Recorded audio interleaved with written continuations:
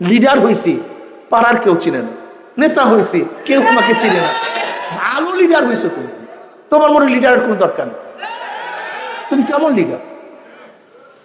তোমার জন্য 10 জন লোক তোমার পিছনে নেই, 20 জন লোক তোমার পিছনে নেই, 50 লোক ডাক দিলে তুমি আসো না, তুমি একজন লিডার হয়ে গেছো।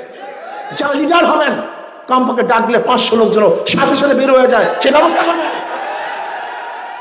লিডার হয়েছেন আপনি একজন।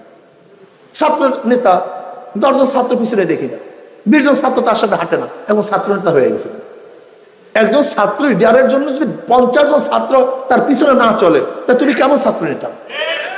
হ্যাঁ, তুমি গরিব দুঃখী মেহনতের মানুষের পাশে যাও না, তার কাছে খাদ্য নিয়ে যাও না, তার কাছে দাঁড়াও না, তুমি সোশ্যাল ওয়ার্ক করো না, তোমার মধ্যে সেবা নাই, মানবতা নাই।